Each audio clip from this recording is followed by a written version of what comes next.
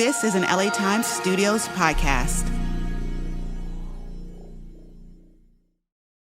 My name is Sammy Roth, and I'm the climate columnist for the Los Angeles Times. This is a special edition of Boiling Point.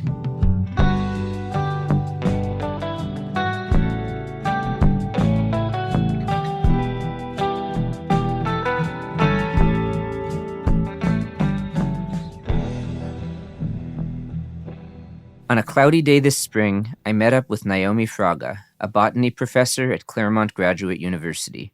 Am I saying Tiehm's buckwheat? Tiehm's buckwheat. Tiehm's buckwheat. That is endemic. Endemic here, 10 acres. We could walk its whole entire range in a day. We're not going to. No, we're not going to, but we could theoretically if we really wanted to.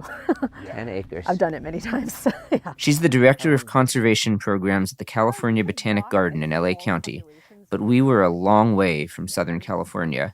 That thing we were talking about, Tiehm's buckwheat, it's an endangered wildflower that only exists in Esmeralda County, Nevada. Fraga got interested in this flower in part because it's so rare, and because she loves the desert. And as a botanist, you see a weird soil, and you're like, I bet you there's something interesting growing there. Fraga wanted to show me what Tiehm's buckwheat looks like, so we drove a long ways down a dirt road with not much reception. So we're getting out here? Okay, let's see some buckwheat. Eventually, we got out of the car at the foot of a hill covered with chalky white, mineral-rich soil. So Tiehm's buckwheat occurs on this little ridge here. It occurs especially on this white soil. We walked carefully up the hill, watching our step to make sure we didn't step on any... Wait, were those Tiehm's buckwheat? This little, very humble, low-growing plant. Oh my God, it's so tiny. Very tiny, very low in stature. I've got to be honest, they weren't super photogenic. They almost looked like mold. When they flower, they're white, right? The flowers are a cream color, like a yellow. I think they're very happy-looking plants when they're in flower. They're very cheerful, and yeah, it's a happy scene. Like to see all the pollinator action, like it feels like you could feel like the fecundity in the air. Good use of fecundity. Yeah. Where else do you want to take us? I was hoping to take you out to basically where the action's going to happen with the pit. The pit that she's talking about will be part of the proposed Rhyolite Ridge lithium mine. Lithium is a key ingredient in lithium-ion batteries for electric cars and energy storage systems that keep the lights on after dark using solar power. Right now, the United States has only one active lithium mine, also in Nevada, not far from Rhyolite Ridge. Rhyolite Ridge would be much bigger, and conservationists say it could drive Tiehm's buckwheat to extinction.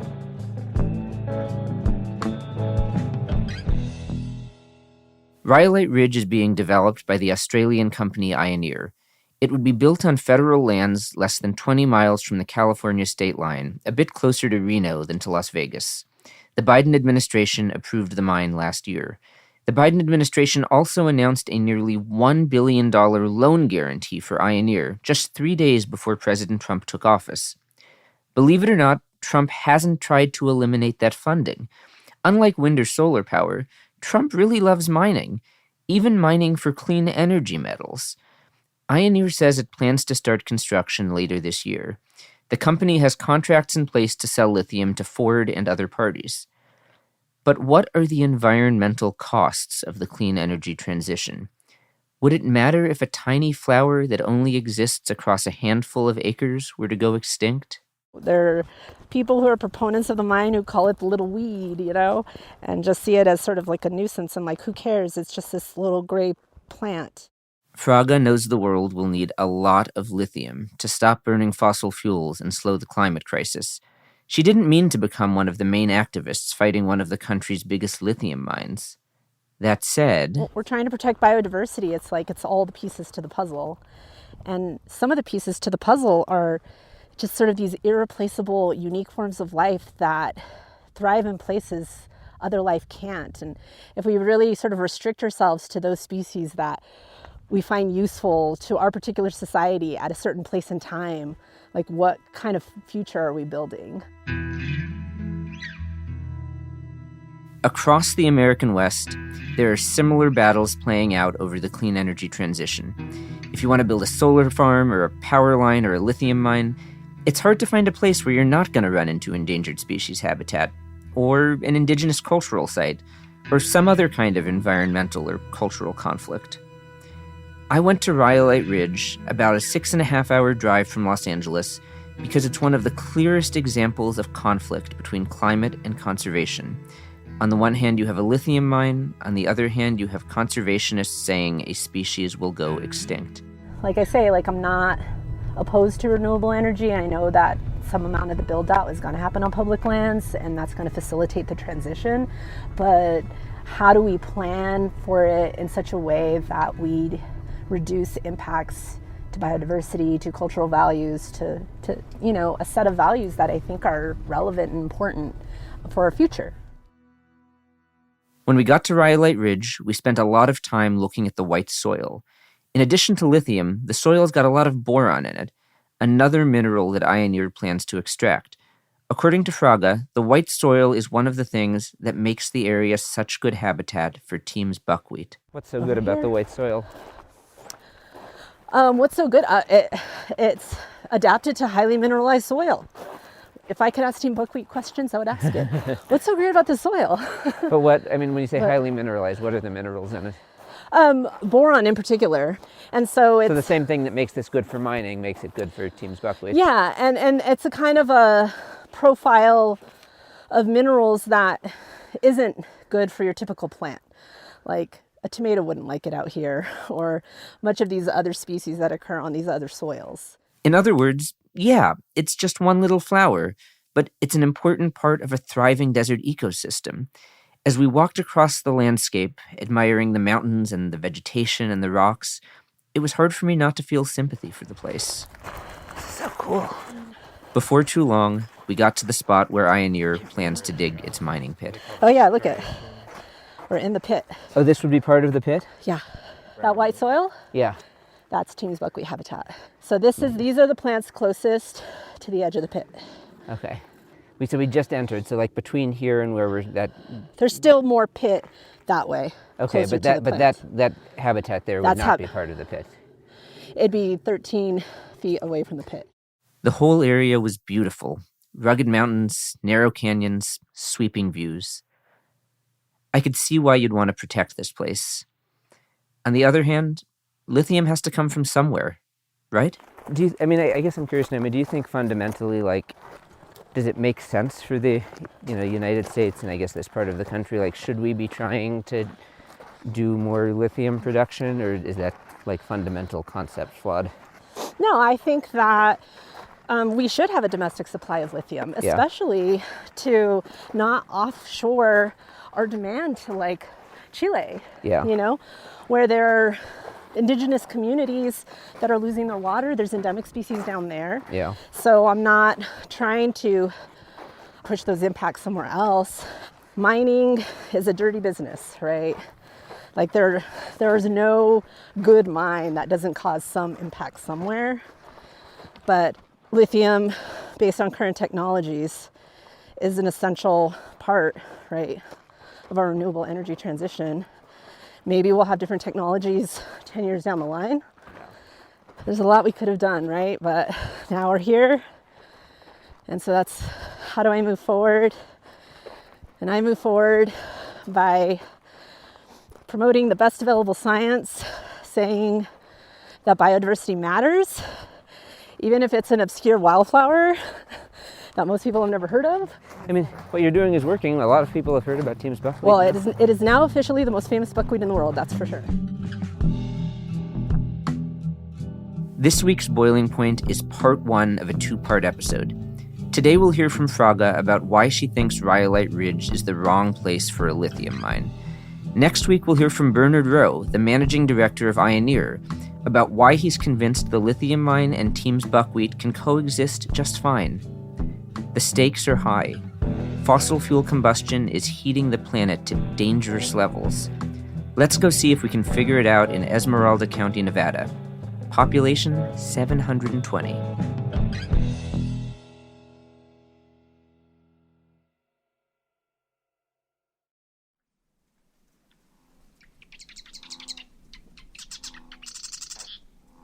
Naomi, thank you very much for being with us on the Boiling Point podcast. Thank you for having me. So we're sitting here at the edge of the Fish Lake Valley Hot Well, a beautiful little pond out here in the Great Basin Desert. We've got American coots recreating on the pond. We've got the sound of a truck pumping water in the background here. We were just out on foot exploring the planned site of the Rhyolite Ridge lithium mine. You were showing us around where this company Ioneer wants to dig this big open pit mine, and telling us all about Tiehm's buckwheat, this endangered wildflower that would be threatened by the mine. Talk about how you first started learning about Tiehm's buckwheat and what got you engaged with the story of this wildflower. Well, I first became acquainted with Tiehm's buckwheat in 2019. I learned about it through a fellow botanist who was concerned about a proposed mining project that would place the plant at risk of extinction. And then I further learned about it from my close friend at the time, colleague, and my partner, actually. His name is Patrick Donnelly. He was concerned about it, and he sort of engaged me asking if I would come out to see the plant with him. And I was very curious about the threat of extinction to a species, what that looked like, and if I could utilize my scientific knowledge and understanding of plants to prevent a future extinction. So I came out to the site and toured around the whole global population of the plant in a single day. Right, it's not a big space that this plant exists in, right? I mean, Right. This flower, what do you tell me, 10 acres is Just the whole... The whole range of the plant is just about 10 acres. So it's a very small area that it occupies. That's 10 acres across just 2.5, 3 miles, across. So you can walk it in an entire day pretty easily. That first day that I came out to find it, it was in full bloom, and all the other plants around it were blooming profusely. Lots of wildflowers like penstemon and globe mallow and all these sorts of things were in bloom. And so it just felt like a very vibrant ecosystem, something that was really magnificent. And it was sort of hard to fathom that someone was proposing to build a huge open pit mine right in the middle of where these plants grow. And it seemed obvious, it was very obvious that a mine of that scale would place this species at imminent risk of extinction. What to you makes this plant so special or so worthwhile of protection? I mean, obviously it's an endangered species and that provides legal rights, but why is this thing for you personally so special, and why is it so important that we protect it? Yeah, well, Tiehm's buckwheat offers us a glimpse into a unique way of life, a unique way to live on this planet. It occurs in this very extreme habitat, this soil that very few other plants can even exist on. And it's evolved to take advantage and to be able to exploit and occupy this area that is otherwise seemingly uninhabitable by other species. There are other extreme environments that scientists study where we find value, where we're, thinking about bacteria and deep thermal vents, or we're thinking about, just how life can live at all ends of the earth. And that's an intellectual curiosity, but I think it's also just to understand the ways of life we have on this planet, and to preserve the earth is to consider all the ways it is to be on this earth. And so I think that, right, it presents this unique way of life that I think is special, and it is a whole species. It's a whole species, and extinction is forever. And in the United States, we, have espoused our values in the Endangered Species Act to preserve species and to not have our government cause extinction. So I think... Right, the federal government has approved, as of now, this mine, the Rhyolite Ridge lithium mine. That's, a government action that was taken. Mm-hmm. That is a government action that was taken, and it was based on a flawed analysis. And the Center for Biological Diversity has launched a lawsuit to dispute that finding and that idea that this mine could exist without causing extinction of the plant, because like you mentioned, they've modified their mine plan to not actually dig up plants, but to place the mining pit a mere 13 feet away from the plant, which obviously presents a significant risk to the species. This is a 960-foot deep open mine pit. This is an industrial mine site, all within the footprint of the entire range of the species. Right. The company says they could build this mine without sending this plant into extinction, without sending this wildflower, over the edge to where it's gone. You disagree. Why do you think so? Talk about that in a little more detail. Why do you feel so sure that if this mine gets built, there's at least a good chance, if not a certainty, that this wildflower is going to cease to exist? Yeah, I disagree for a number of reasons. One is just the magnitude of threat that the mine presents from habitat fragmentation, from invasion of non-native species into the habitat, which is already occurring due to their mining exploration activities, to massive amounts of dust that will be put up into the air that will limit reproduction and photosynthesis and essential physiological processes that are required for the plant's life. To destroying essential pollinator habitat. One of the scientific findings that has been found is that pollinators are really essential to the lifeway of the buckwheat. They need cross-pollination in order to reproduce new plants, and they also support this incredible diversity of pollinators. They are a member of a very rich ecosystem of insects, and other organisms. And the open pit and the tailings pile, the waste rock, would destroy 20% of habitat that is deemed critical for the long-term survival of the species. And so 5%, 10%, 20%, it's all too much. That's critical habitat for the species. So there's huge disruption, even if they're not literally digging up the wildflower. There's huge disruption to the whole area where it exists. And it's this whole, you're saying it's not just the wildflower itself, it's this whole ecosystem that it's a part of. Yeah, that's true. And you come out here to the Silver Peak Range, a place not a lot of people have visited. This is my first time today, and it's beautiful out here. It's an incredible place. I wish people could see it here with us. Yeah, I mean, it's a vibrant place. It holds special and unique values. It's, aside from the ecology and the biodiversity, there's important cultural values, the aesthetics, the geology. It's a magnificent place, and this project stands to transform a fundamentally awesome place. Yeah, I mean, we're sitting here by the edge of this little hot springs pool, and I mean, we're these mountain ranges. It's so flat, and then the mountains just jut up at these incredible angles. They're these salt flats. What was it like for you when you first started coming out to Nevada for research, and as you started to get to know this part of the Great Basin? Yeah, I mean, the deserts, and specifically Nevada, has really blown my mind as a person of and born of, the urban, suburban environment, to be able to come into a place where human infrastructure is not the dominating factor. And, it's as wild can be, wild in a way that includes humans, it includes wildlife, it includes incredible landscapes. And it just has really floored me to see it's sort of endless in Nevada, a very sparsely populated state that is by and large public lands. And that's why, it's 80% of the state is federal public lands, right? Right. And, these are our public lands. I'm a Californian, but these are federal public lands. These are my public lands. And to be able to study, to conduct scientific research here, to learn about plants living sort of in extreme environments, it feels like you're going to the end of the earth, Yeah. I mean, Nevada, it's not just the lithium mining in this part of the state, right? I mean, there's lithium, right? This Rhyolite Ridge mine further north of here. There's the Thacker Pass lithium mine, which is already under construction.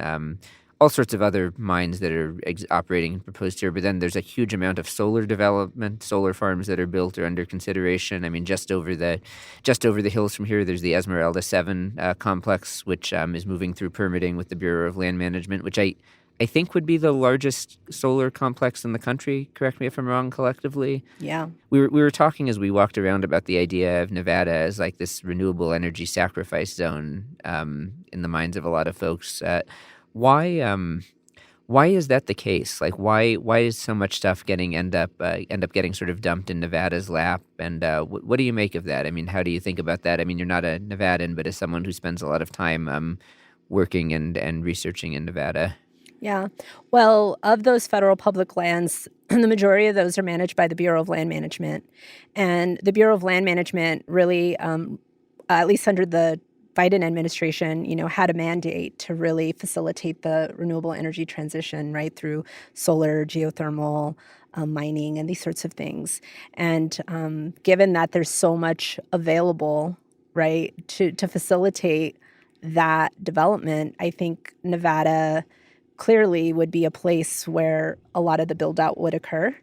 It's also a place that doesn't have the large populations of, say, like cities like Los Angeles or San Francisco, or these communities that really rally for public lands, where you have, like, not to say that the folks here don't rally for public lands, they certainly do, but they're more of a diffuse, right, population.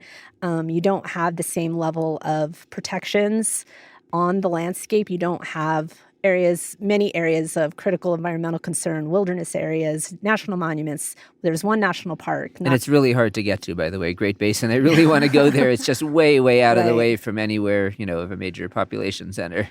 So you have this place that has incredible features, just striking vistas and a wealth of biodiversity, and it's wholly unprotected. It has no federal land designation that would confer any sort of protection from any of these industrial proposals. And so there hasn't been, I guess, there just hasn't been sort of sweeping land designations to protect the best of Nevada, such that so much of the best is still vulnerable to development. Flip side of this conversation, of course, is the climate crisis. Yeah. We need a lot of lithium for electric vehicles and for large-scale batteries for the power grid. We clearly need a lot of solar and other forms of renewable energy. How do you think about those things as you go about your work as a conservation biologist and as an advocate? Yeah, it's really hard. There's a real tension there where we need to avert the worst of the climate crisis. But in doing so, we can cause, real harm to ecosystems, such that the future we hand down to the next generation is potentially a very bleak one. This is an extinction-causing project, and I firmly believe that the answer to our renewable energy crisis is not extinction. And this is an important value of Americans. This is a value I hold as a conservation scientist, and so I advocate on that issue, and I recognize we need lithium, and we need a domestic supply of lithium. What does that look like? This project is so talked about because it's one of the furthest along, right, towards being into any form of production, in that it's an approved project, but it's certainly not the only project. It's not our best answer for the climate crisis. I think a lot of folks who are, sort of the more maybe techno-optimist or abundance mindset might, hear about environmental. And I'm not criticizing those folks either, by the way. I think there's room for all points of views, but they might hear about an environmentalist supposing a lithium mine or a solar farm, and they say, well, what's your alternative then? We're just going to keep importing lithium from overseas where environmental practices are even worse. Or, okay, if we don't build the solar farm, we're just going to keep burning natural gas and everything, that's even worse. But you're saying we do need a domestic lithium supply. It's just not here at this spot where we're going to drive a species to extinction in your scientific view. Yeah. And there are other promising opportunities that present potential to develop a supply where maybe mitigation can solve some of the potential issues. We talked about the Imperial Valley as an opportunity for securing. That's the Salton Sea lithium supply, where maybe you can do it with less environmental harm. Right. Not that there's not some opposition there. Right. There's certainly opposition there, and there's concerns over environmental justice. I would like to think or hope that there are opportunities to come to the table to find out where the solutions are.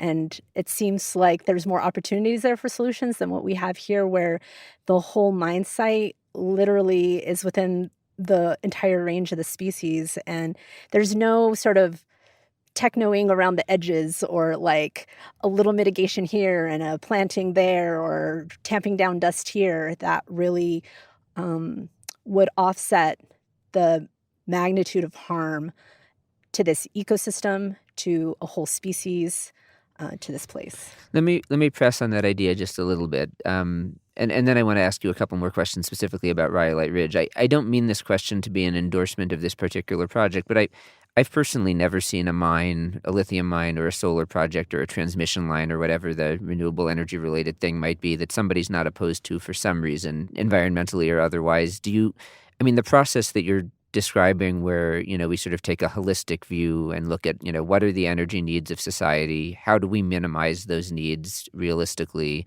And then how do we choose the sort of least impact, least harmful development projects to meet those needs? That makes perfect sense.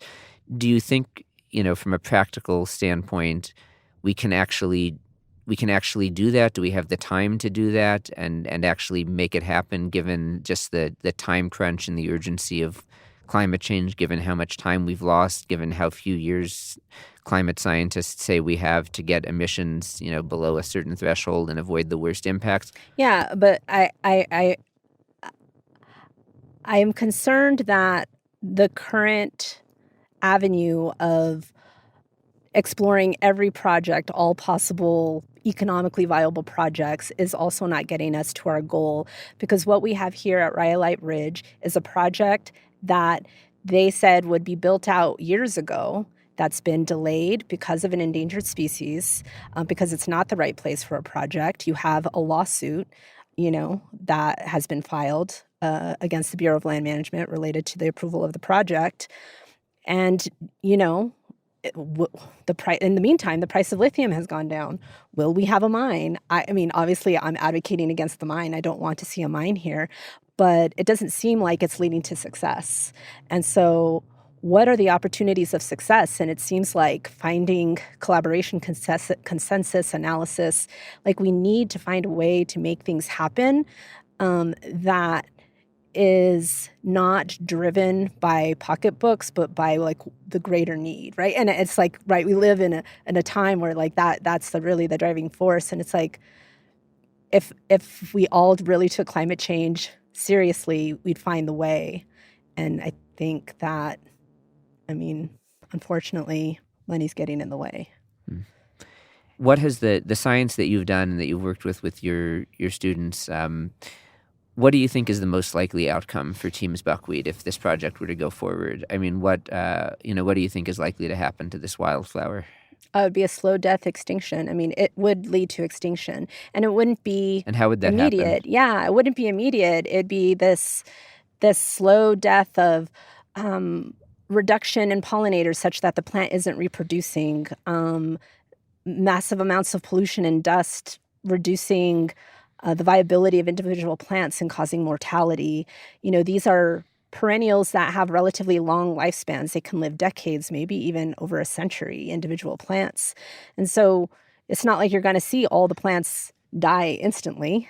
The plants, will be here for some time, but there won't be new individuals coming into the population recruitment. There's death rates, you need birth rates. We're trying to avert the climate crisis to preserve our home planet Earth. The solution to the climate crisis is not to send us to Mars, it's to save planet Earth. And the solution for Tiehm's buckwheat is not to pick it up and put it in a botanic garden or grow it in a greenhouse. It's to save its home, it's to save its habitat. And you said the company Ioneer actually tried to transplant some of the populations or one of the subpopulations, right? And it died off. That didn't work. Yeah, they attempted a study where they wanted to see if they could translocate the species. So they grew it. It was propagated in a greenhouse, and they outplanted it at multiple sites. And the plants died within months, 100% mortality. Drought, herbivory, multiple reasons why plants died. It was not a successful endeavor, and those same researchers found from a greenhouse study that the plant is uniquely adapted to its home soil, that it's actually a soil specialist. And so arguing that you could place it elsewhere or give it another home is obviously we have science to suggest otherwise. It really needs to be exactly where it is. It is exactly where it is for a reason. And in the Endangered Species Act, we don't just save species, we save their habitat. That it is implied or explicitly stated that it is the species and the habitats upon which they rely. And so that is a very important element to conserving species, is ensuring that they have a home to live in. A species in a zoo or an aquarium is not saving the species, is to say if they're extinct in the wild and there's no habitat for them to go back to, that's not a species. That's a museum specimen. It's an artifact. Do you think there's a chance that this lawsuit from Center for Biological Diversity and the Western Shoshone and the Western Watersheds Project will work out and you'll be able to stop the mine from getting built?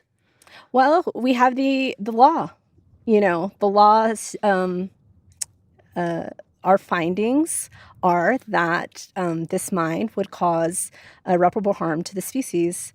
And, I have done a lot of analysis, and there are a lot of flaws in the biological opinion that led to the no jeopardy opinion. And so I'm confident that a lawsuit would find that the species needs to be protected under the ESA. I guess the last thing would just be, as we sit here by this pond, and that it's actually cooling down now. It's getting cloudy and cool breeze, and I think it might even rain. It was drizzling a little earlier. Why should people love the desert? I mean, what do you love about the desert? I think a lot of folks who haven't spent much time in the desert, and especially the Great Basin, which is unique in itself. What made you fall in love with places like this? Yeah, I mean, I think the desert, is magnificent for so many reasons, but just the sheer just scale and there's a hugeness to it. The landscape is so vast, and you just feel it really humbles you and puts your life into perspective, that you're just this small person on the planet and you can see for miles and see acres of sagebrush or acres of creosote bush, and it goes on and on for miles. And there might be a mountain lion over there and I can't even see it, but there's it supports tremendous life. And I oftentimes think about the plants that are uniquely adapted to the desert and the harsh conditions that they are subjected to. Many of our deserts are very cold in the winter, they're dry and they're hot. And so they're subjected to all these extremes, and they have to adapt. They don't, plants can't move. They have to live in a place that gets below freezing and 120 degrees, and also maybe gets less than 1 inch of rain on occasion, in a year, and how to survive this range of conditions and all the ways to deal with the harshness, our perceived harshness, because we'd perish if we try to sit and live in the desert. And so I just have an enormous amount of respect for the organisms that make this their home, their incredible resilience, and ways in which life will find a way regardless of what nature might throw at it. That's amazing to me, and it makes me think that one of the things I was thinking as we were leaning over and looking at the Tiehm's buckwheat is that they seem so small compared to the vastness of this entire landscape. But I mean, one of the things that I'm understanding so much better from having spent this day together is that they're just they're such an important part of this landscape and this ecosystem. And what do you say? There are about 20,000 of them, and it's hard to believe because they're so tiny, and you almost miss them if you don't know that they're there. But they're so small, but they're so hardy, and there are actually so many of them. And I mean, from what I understand from what you've told me today, this place wouldn't exist in quite the way that it exists without them. And that's very, very cool, because it seems so much bigger and more epic, and yet this tiny little hardy plant is a pretty important part of that. Yeah. I mean, and it's captivated the hearts and imagination of so many people now that they know about it. It's probably one of the most observed plants on iNaturalist out here. People want to make a trek to come and get a glimpse of the buckwheat that is raising a ruckus and maybe sort of defiantly existing in the face of anticipated development. And it's just, it's a humble plant, in the winter. It doesn't really look like much. It did not, can confirm. But, when it's living its best life from late May to mid-June, It is the most vibrant thing out here. And for that window, it is the center of the universe, of the Silver Peak universe. And I think that's special. Naomi, thank you very much. Thank you.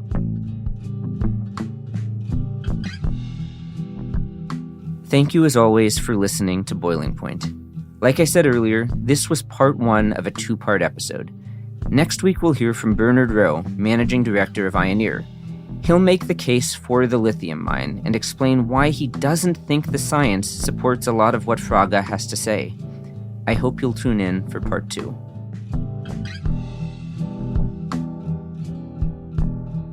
Thank you for listening to Boiling Point. I'm your host, Sammy Roth. My producers are Mary Knopf and Jonathan Shiflett. Sound design and original music by Jonathan Shiflett. Elijah Wolfson is our editor. Denise Callahan is our studio manager. Ben Church is our production manager. Nick Norton is our engineer.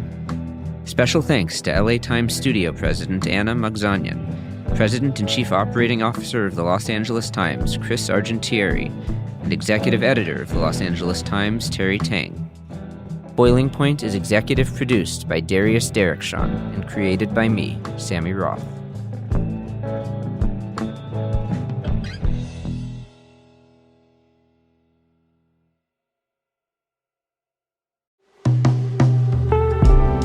Ever wonder where your water comes from? What it really means to break up with fossil fuels? Or what life might look like in the year 2100? Our friends at the Sierra Club Angeles chapter, in collaboration with Stranded Astronaut Productions, dive into those questions and more in a new podcast called The Climate Dispatch, launching April 22nd, just in time for Earth Day. Hosted by Taya Jeanette, the show brings together voices from across the climate movement to share stories, fears, and hopes for the future, all through the lens of Southern California. Guests include Nayeli Kobo, Tori Stevens, Aru Shainia J, and Allison Chin. Plus, each episode features music from a local LA band. Listen to The Climate Dispatch at sc.org/Climate Dispatch or wherever you get your podcasts. Streaming weekly starting April 22nd.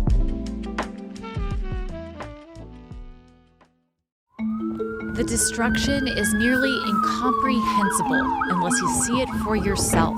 I found that my house was gone, as well as every house on my block.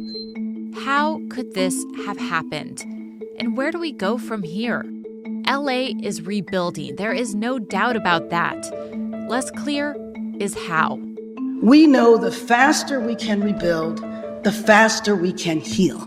There are kind of two separate conversations at a high level that I don't think we're having that we could have in this rush to kind of build things back as they were.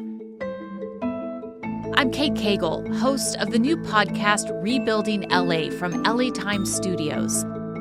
We will try to answer some of these questions as we assess the path forward. Rebuilding LA launches June 11th. Find it wherever you get your podcasts.